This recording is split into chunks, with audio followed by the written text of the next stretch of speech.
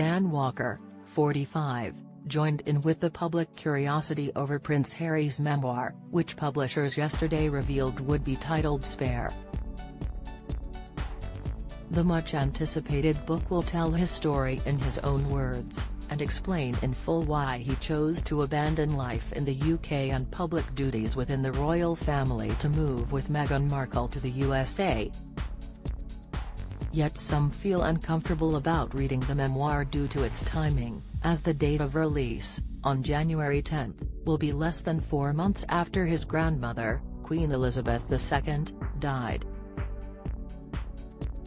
BBC Breakfast-Channel 5 News star Dan Walker is among those questioning the timing of the book, and wondering whether or not it would be appropriate to read it. Intrigued by what you feel about this, he confided to his 777,400 Twitter followers.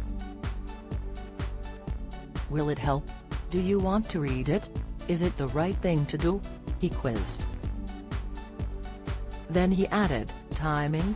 I currently can't make my mind up." Many others also seem to be questioning how they should feel regarding Harry's new book, and a flood of Twitter users have come forward to have their say too. At John Tukailovsky quizzed Dan, "If somebody published a book about your own family and all the internal politics, arguments, controversies, what would you think about that family member? I think he will come to regret it deeply." Yet at Hans Toffee argued, "He's a human being too and has the right to be heard." At Riot Gifts suggested he might buy the book, as it gave the inside story directly from the prince himself, commenting, "If I were going to read any book on the royals, it would be written by a royal. So I'm more tempted to read this." At Nursemaiden was more consumed by the name, exclaiming, "I think the book title has for me put me off buying and reading. I don't recognize this version of Harry from the one I remember." Meanwhile, at Matthew Myers probed, interested to find out what has been told behind closed doors to think Hess is spare?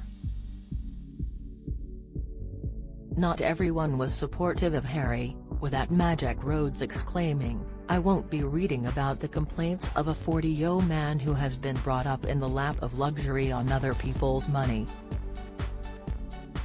Don't complain. Don't explain."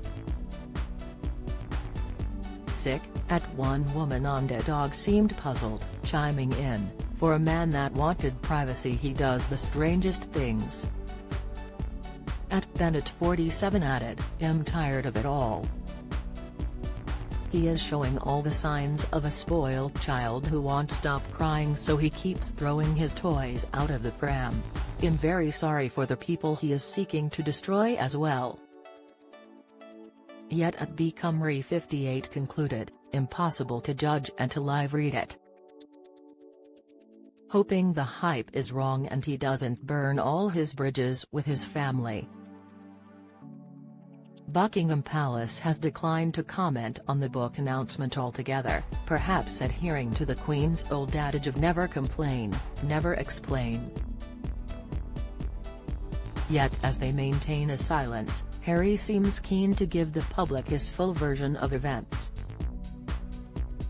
Some of the proceeds of the book have already been allocated to charity, with £1.3 million to be paid to Santa Bail, an organisation that helps children in Africa to come to terms with a positive HIV status, and a further £300,000 being donated to Well Child, a British charity for seriously ill kids.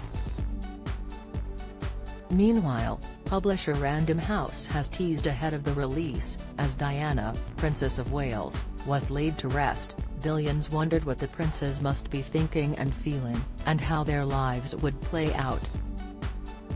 For Harry, this is his story at last.